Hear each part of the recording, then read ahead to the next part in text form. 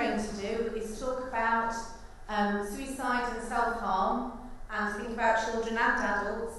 And I'm going to do something in contrast to all the research that I've heard so far, which is I'm going to make a bid for saying we need different forms of research. So we can do the evidence-based practice, we also need to do a bit of practice-based evidence, because that means we have an inclusive knowledge base, because we actually listen to clients themselves.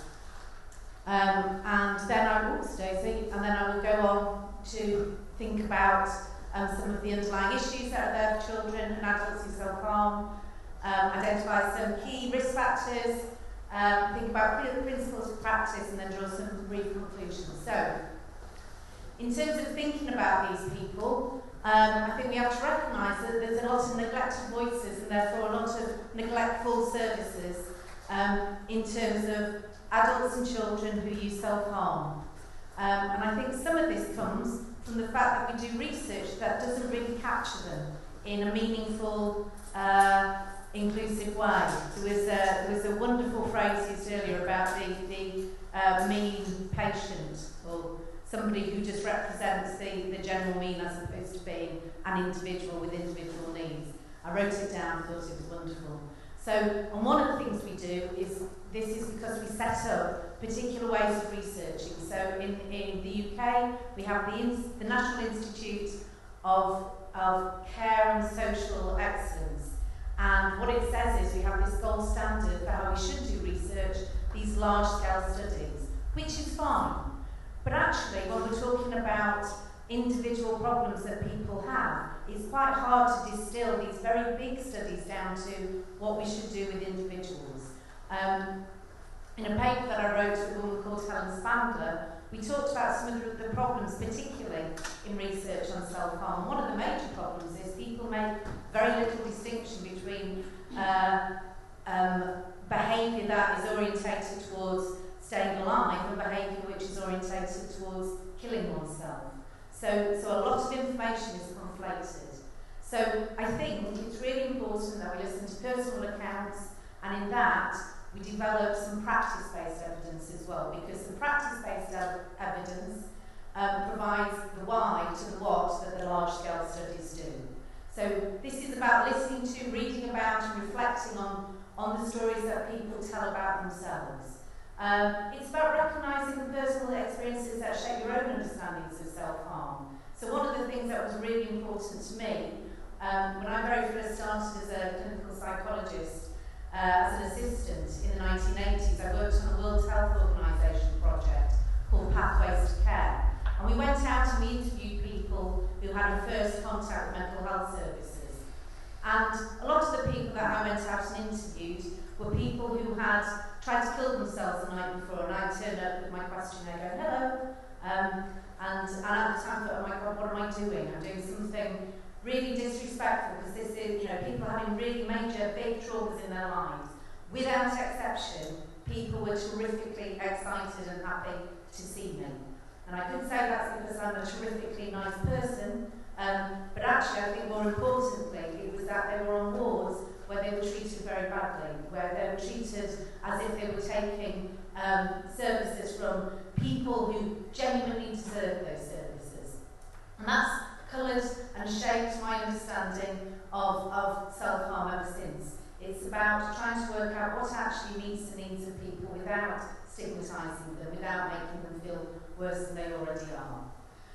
So I guess what I'm presenting is information that comes from talking with, listening to, reading about some of the detail that puts the flesh on the bones of what we know about self-harm. So this is taking a thematic analysis. So I suppose the first thing I will say is that there are social roots to self-harm. There may be issues in terms of how people can regulate their emotions, so they can't talk themselves through in their head, and they have to use more physical methods of managing their emotional dysregulation.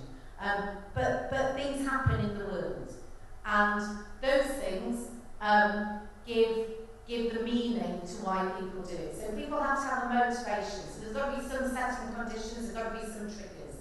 There's often issues around identity, whether people feel part of a group or excluded from groups, and how they gain participation or or how they gain some distance.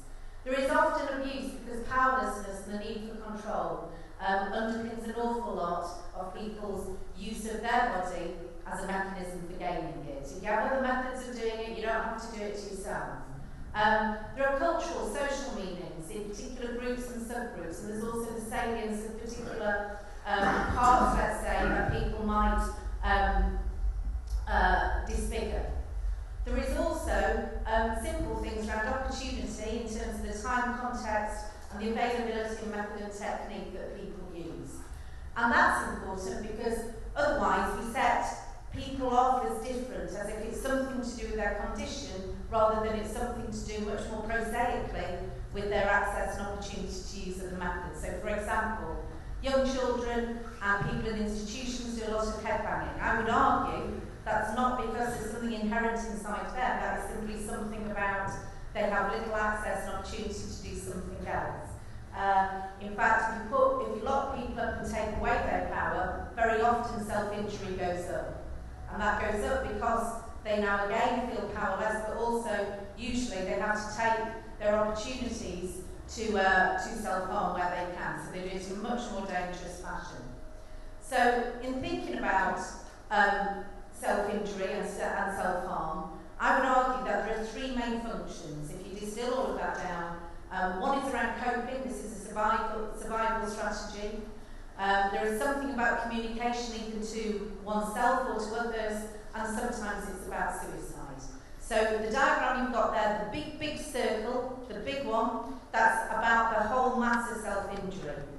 And the very small circle is about suicide. And the reason I put that there, this is a diagram that a colleague of mine, Claire Shaw, who is an expert by experience, introduced me to, and I really like it. What it says is there is an awful lot of people who self-harm who never go on to kill themselves. Do you know how many that is, loosely? In the first year, you're talking less than 1%. Over the course of 10 years, you're talking less than, less than 3%. So that's prospectively. So very few people who self-harm go on to kill themselves. If you do it retrospectively, something like 50% of people who kill themselves have self-harmed in the past. So this is why you get this. So a lot of people who self-harm are never going to go on and kill themselves, but a very high proportion of people who do kill themselves have. Which is why it's important to know which way you're going with your studies. So what that means is they have a very important relationship, but we really shouldn't treat them as the same thing. Because if we treat the mass of people as if they're suicidal intent, we will do something wrong. So we have to have a way of distinguishing between the two. So we need to think about the kind of setting conditions that undermine resilience, and very often we can look at early relationships because they provide your mechanisms and your methods for talking yourself through in your head. If no one's looked after you, you don't learn how to do that for yourself. Then maybe you're born with biological capacity to learn and adapt, and also your experience of negative life events. You have to have some negative life events to build up some resilience. Without that, you don't build anything up because you don't need to. If you have too many, then you go under again.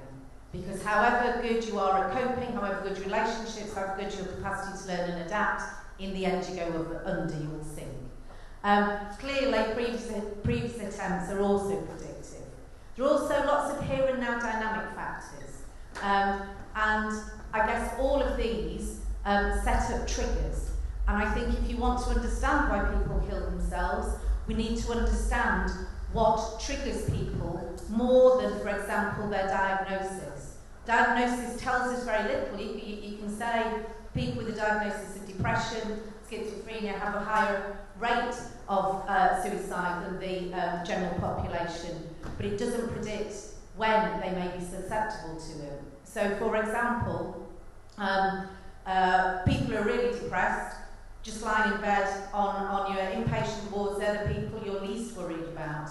Who you're worried about are the people who start to to get out of bed and have a, come up in mood, because they may simply be feeling better because they've made a decision to kill themselves, or they've now got the energy to do it. So if there are three things that you need to think about, first is hopelessness. Things will not get better. You don't have to be depressed in order to be hopeless, although depression often comes with it. And the other two factors are access and opportunity. So if we want to intervene in terms of working with people who are suicidal, we may at that point operate a harm cessation and a risk reduction approach. Sticking some psychological barriers. These are important. This is about sharing control. Immediate strategies that you might use with people who want to kill themselves is what I call the pause and talk, which is simply, it's not going to solve anything, it just gives you a bit of time to work stuff out, and that is simply saying, can we talk about this? Longer term strategies are around using things like advanced statements to help people identify the things that help them when they're in that place when they cannot think. So it's taking some control into their most out of control moments. There are physical barriers that we can put into place, which is about us taking control. So that might be around restraint and incarceration. That might be about increased use of medication. It may also be about restricting access to medication. It may also be about increased observation. And it's also about keeping assessment going, because as soon as you stop assessing, you keep the same measures that in the end become unproductive, because as soon as someone stops being suicidal, the same measures that have kept them alive are the same measures that will do their heads in, basically. So, because what you're doing is stopping people use their ordinary, familiar coping strategies. Nor that all of these methods clearly need multi-agency agreement, policy guidance and collaboration. If people are coping, if people are using self-harm as a coping strategy, there's now quite a lot of interest in and evidence for harm minimisation approaches, which is around positive risk-taking. So this is not about trying to stop someone self-harming. This is simply about enabling them to find a safer relationship with it. And going with them in terms of what they want to make their target for change to be. So for example, someone I'm currently working with who uses quite serious self-harm is just starting to engage better with the world. She is starting to have social relationships. She goes out. Now sometimes that means she gets anxious, and sometimes that means she copes by using self-injury to lower some of her arousal. For her, that's the price she's willing to pay. And I don't see it as my job to say we shouldn't be doing that, because actually what's important is that she comes out. So this is about hopefulness and being able to live with some uncertainty. So it's about enabling people to think through different aspects of what they do. So in terms of communication, in terms of utility of any kind of coping strategy, there will be three parts. There will be behaviour, thoughts and feelings. So what we think, what we feel and what we do. And we as professionals will have different kinds of, we'll have a different stake in different parts of this. So in terms of behaviour, this is about enabling people to understand, to have access to methods that are safer for them. So this is about having clean blades, this is about having steri-strips, this is about having access to sterilisation, stuff like that. That's not my job, it's nothing to do with me, but they're the things that people might or work out for themselves or access information on the internet. People like Louise Pembroke talks about this. Thoughts is about enabling people to have a better cognitive understanding about themselves, others and the methods they use. This is not about doing a cognitive assessment, this is about them really truly working out their cycles, how the method works for them, when it works for them, when it doesn't, but also again, as an earlier speaker said, this is about knowing that they're not alone, that they're not the only people who feel like this do that. And feelings is about enabling people to have some power control over their lives and a positive sense of their identity. So if we build services that don't enable people to make choices, to feel good about themselves, to not be stigmatised, then we are aiding and abetting the ongoing use of self-harm. Actually, if we want people to self-harm less, we enable them to make more choices about it. And for me, in terms of helping with that process, then it is about understanding the underlying issues and uses they have. So it's from us, as services, being self-harm obsessed, to becoming client-focused. It is about understanding that past experiences of trauma amplify present worries, anxieties and hurts. And if we want to evaluate things, then we need to look at immediate effects and functions. So this is antecedents and behaviour and consequences. So it's still about looking at those things. And again, policy, guidance, collaboration and supervision. And just to conclude, I think if we want to build decent services, we need to be able to do all the things that build a good knowledge base. So there are three things. There's theory, there's research and there's practice. We need to be able to reflect. We do need the large-scale evidence-based practice studies, but we also need the practice-based evidence. If we put those together, we can develop clear and detailed policies and guidance. We can think about how self-help works both as a survival mechanism, a survival strategy, as well as a means to suicide. We need to know what that then allows us to do, is know when to use harm minimisation and when to use harm cessation. And in moving away from a predominant biological model of distress, what we do is then we centralise the social roots of distress. And when we do that, we have to understand the politics that surround self-harm. So that is around abuse, neglect and inequality. People do things for reasons. People get hurt, whether that is hurt within their families, or whether that is hurt through social stresses on the street. So, for example, young people who are working through issues to do with being gay often have high rates of self-harm. Now, some of that is clearly about social and personal pressures put on them in homophobic worlds. Decide where to focus then. So there is with the individual, what do we do to support them? There is what we do with families to enable them to be supportive. There's also thinking about services, how we make them accessible and less stigmatising and less judgmental. And there's also about how we think about what society should be doing.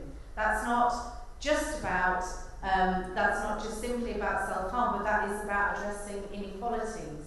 It's about taking services to children and adults. Sometimes when people are in distress, they can't come to us. So it's about being able to go out there. And it's also about having a developmental perspective, so understanding how these things develop over time and how early relationships impact on later adult functioning. And when we do that, we as services move from hopelessness and control into a new era of service delivery, which is around hope and recovery. Thank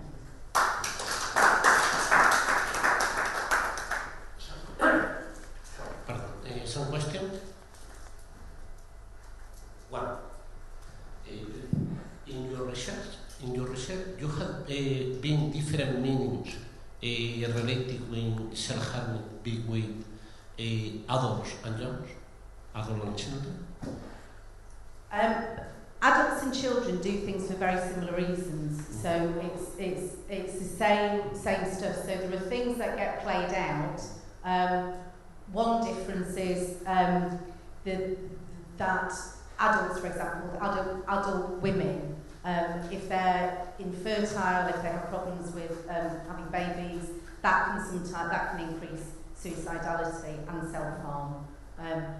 But most things are fairly similar. It's about relationships, it's about being controlled, it's about being excluded because you don't fit in with the dominant group, whether that's around race, culture, sexuality, abuse, neglect, sexual violence, domestic abuse. Yeah.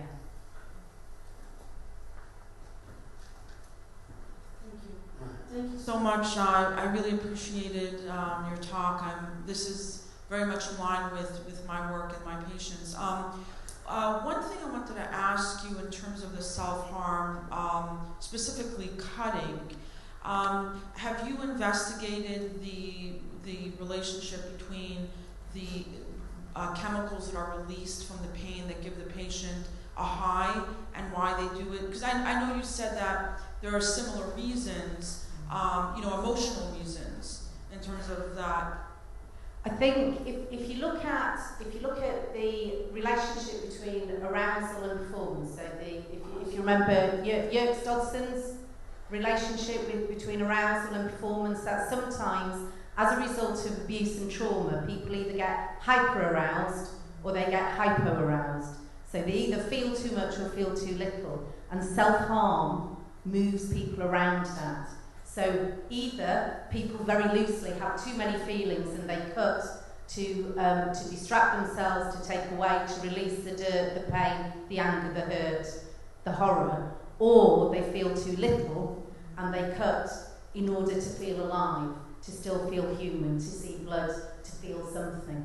So it pushes people around arousal, really. And is that related to any type of chemical release in the brain? It doesn't. My understanding is it just doesn't release that much chemical. So it's not so much a chemical-based thing as a psychological-based thing. Okay, thank you so much. Another question? Well,